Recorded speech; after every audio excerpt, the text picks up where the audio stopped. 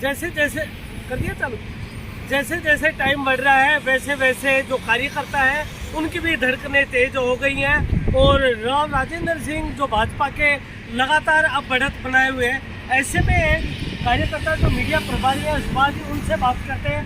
Sir, सुबह से जो कांग्रेस ने बढ़त बनाई हुई थी, 12 बजे बाद में जाकर भाजपा थोड़ी चेहरे पे खुशी नजर आई, क्या कारण रहा? निश्चित रूप से हम इस बात को मानते हैं कि कांग्रेस ने जिस प्रकार की बढ़त बनाई उस तरह की बढ़त उनकी नहीं होनी चाहिए थी, लेकिन फिर भी माननीय नरेंद्र मोदी जी की देश के लिए किए गए विकास के कार्य, उनकी नीतियां, हमारे जयपुर ग्रामीण के बीजेपी के प्रत्याशी माननीय राव राजेंद्र सिंह जी का अच्छा व्यवहार, आम जन के साथ समानता का व्यवहार, इस बात की ओर इंगित करता है कि फिर भी जनता ने संघर्ष निश्चित रूप से करवाया है, लेकिन जीत उनके पक्ष में रहेगी, सेहरा उनके सिर पर बंधेगा।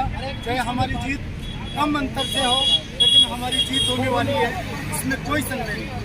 सर, देखने वाली बात यह भी सामने आई है कि जयपुर ग्रामीण की जो सीट थी बहुत हॉट सीट थी और लोग प्रयास लगा रहे थे, कह नहीं पा रहे थे कि टक्कर इतनी बड़ी हो सकती है, और उसके बाद में आपकी जो जीत का जो कारण है अब जाके बढ़त बनी है और भाजपा के खाते में जाती हुई सीट नज़र आ रही है, इसके लिए क्या कहेंगे? इस बात को मैं मानता हूँ कि जिस प्रकार का कयास हमने लगाया था कि हमें इस तरह की जीत मिलेगी, वो जीत उतने अंतर से हमें नहीं मिल रही, लेकिन जीत निश्चित रूप से बीजेपी की हो रही है। लेकिन इस चुनाव में कहीं ना कहीं जातिवाद का बोलबाला रहा है। प्रत्याशी की जाति को देखकर मतदाता ने वोट किया है, जो कि प्रजातंत्र के लिए खतरा है, प्रजातंत्र के लिए अच्छी बात नहीं। देखने वाली बात सामने सबसे बड़ी है कि नरेंद्र मोदी प्रधानमंत्री, जिन्होंने लोकसभा चुनाव का जो प्रचार का आगाज था आपके जयपुर ग्रामीण से ही किया था उन्होंने, और उसके भी कहीं ना कहीं फायदा होता हुआ नजर आ रहा है क्या? निश्चित रूप से हमारे देश के यशस्वी प्रधानमंत्री जी जहां आ जाएं और वहां फायदा नहीं हो, ऐसा हो नहीं सकता। निश्चित रूप से हमें उनका आशीर्वाद मिला है। जयपुर ग्रामीण की जनता ने उनके चेहरे पर, उनकी नीतियों पर भारतीय जनता पार्टी के विश्वास को माना है और माननीय राव राजेंद्र सिंह जी के पक्ष में मतदान कर उनको विजयी बनाया है। मैं आपके चैनल के माध्यम से जयपुर ग्रामीण लोकसभा क्षेत्र की संपूर्ण जनता को इस बात के लिए धन्यवाद भी देना चाहूँगा कि चाहे उन्होंने किसी भी पार्टी को वोट किया हो, अपना अपना मत है, हर आदमी प्रजातंत्र में स्वतंत्र है, लेकिन अंत में उन्होंने विजयश्री का आशीर्वाद राव राजेंद्र सिंह जी को दिया।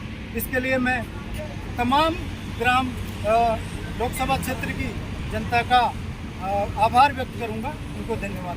सर, बात सामने आती है कि सुबह 12 बजे तक आपकी धड़कनें किस तरीके से काम कर रही थी कि नरेंद्र मोदी जो कि प्रधानमंत्री ने जयपुर ग्रामीण में प्रचार के लिए पहला आगाज बिगुल बजाया और 12 बजे तक हालात कुछ उल्टे ही नजर आ रहे थे, उसमें कैसे क्या रहा? आपकी बात में सत्यता है, जो आप कह रहे हैं वो बात निश्चित रूप से सत्य है, लेकिन हमें पूर्ण विश्वास था कि हमारे प्रत्याशी की जो छवि है, भारतीय जनता पार्टी का जो राष्ट्र की सबसे बड़ी पार्टी है, निश्चित रूप से अंतिम निर्णय उनके पक्ष में होना ही था और होगा।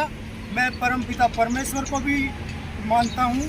हमारे प्रत्याशी माननीय राव राजेंद्र सिंह जी सनातन के पुरोधा हैं, वो हर व्यक्ति को एक नज़र से देखते हैं, उनकी नज़र में कोई पार्टी नहीं है, चाहे वो कांग्रेस से हो, चाहे वो बीजेपी से हो, चाहे वो जनता दल से हो। वो चुनाव के बाद, जीतने के बाद हर व्यक्ति के साथ एक तरह का व्यवहार करते हैं, सबकी समस्याएं सुनते हैं, सबका निदान करते हैं और इसी कारण आज उनकी जीत होनी चाहिए। सर, भाजपा वालों को इतना कॉन्फिडेंस कहाँ से आ जाता है कि हम जीत निश्चित है? जैसे कि हमने मंजू शर्मा जी से भी बात की थी, उन्होंने भी दावा ठोका था कि 25 की 25 सीट हम जीत रहे हैं। वो तो भाजपा के कार्यकर्ता है जो प्रत्याशी हैं, उनमें इस तरह का जोश कहाँ से आता है? सर, मैं आपको बताना चाहूँगा कि हम राम को मानने वाले लोग हैं।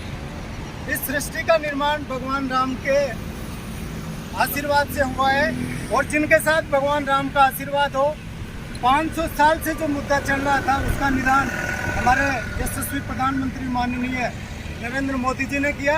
इसलिए हमें पूरा विश्वास है कि जो भी होगा हमारे हक में होगा, हमारे लिए होगा, हमारे फायदे का होगा।